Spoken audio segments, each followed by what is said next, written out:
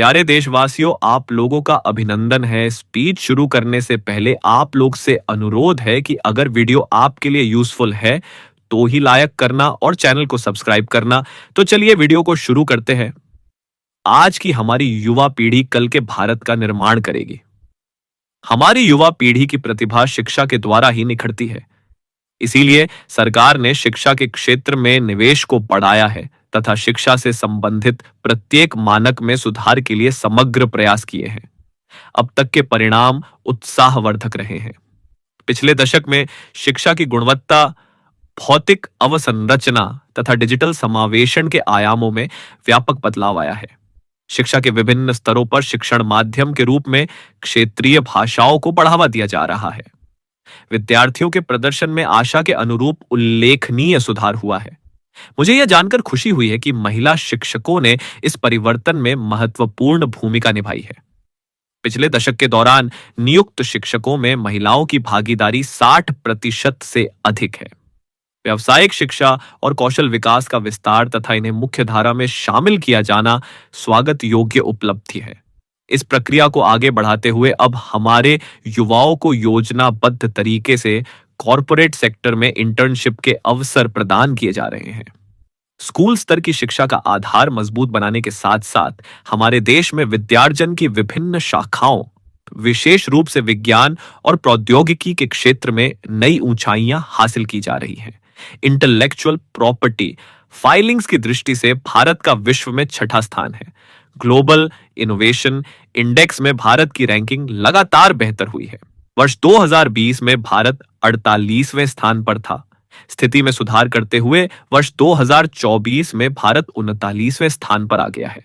बढ़ते आत्मविश्वास के साथ हम अनेक प्रयासों के बल पर अत्याधुनिक अनुसंधान में अपनी भागीदारी बढ़ा रहे हैं। नेशनल क्वांटम मिशन का उद्देश्य प्रौद्योगिकी के इस नए क्षेत्र में एक जीवंत और नवीन इकोसिस्टम को विकसित करना है। एक अन्य उल्लेखनीय शुरुआत national mission on interdisciplinary cyber physical system से संबद्ध है। इसके तहत artificial intelligence, machine learning, robotics और साइबर सिक्योरिटी जैसी अनेक उन्नत प्रौद्योगिकियों पर कार्य करने की योजना है। इन प्रौद्योगिकियों को कुछ समय पहले तक फ्यूचरिस्टिक समझा जाता था, लेकिन अब वे तेजी से हमारे दैनिक जीवन का हिस्सा बनती जा रही हैं। जीनोम इंडिया प्रोजेक्ट प्रकृति के रहस्यों की खोज का एक रोचक अभियान तो है ही, यह भारतीय विज्ञान के इतिहास में एक निर्णायक अध्याय भी है।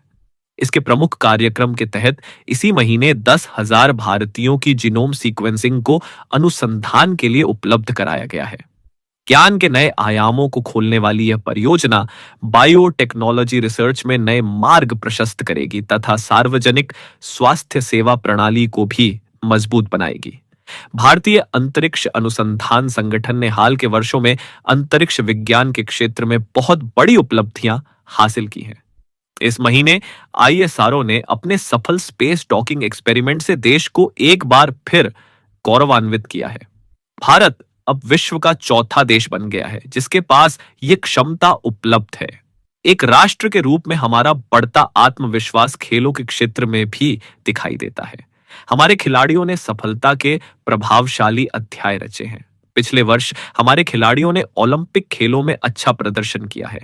पैरालंपिक खेलों में हमने अपना अब तक का सबसे बड़ा दल भेजा जिसने अब तक का सर्वश्रेष्ठ प्रदर्शन किया। एफआईडी शतरंज ओलंपियाड में हमारे खिलाड़ियों ने विश्व समुदाय को अपने प्रदर्शन से प्रभावित किया तथा पुरुष और महिला खिलाड़ियों ने स्वर्ण पदक जीते। वर्ष 2024 में डीडी गुकेश ने अब तक का सबसे कम उम्र का विश्व चैंपियन बनकर इतिहास रच दिया। देश भर में जमीनी स्तर पर प्रशिक्षण सुविधाओं में बहुत सुधार हुआ है और इसके बल पर हमारे खिलाड़ियों ने विजयी होकर हमें गौरवान्वित किया है। साथ ही उन्होंने अगली पीढ़ी को और भी ऊंचे लक्ष्य प्राप्त करने के लिए प्रेरित किया है। विदेशों में रहने वाले हमारे भाई बहनों ने हमारी संस्कृति और सभ्यता के सबसे उज्जवल पक्षों को विश्व के विभिन्न हिस्सों में पहुंचाया है और अनेक क्षेत्रों में अपनी उपलब्धियों से हमें गौरवान्वित किया है। उन्होंने हमेशा स्वयं को भारत की गौरव गाथा से जोड़े रखा है।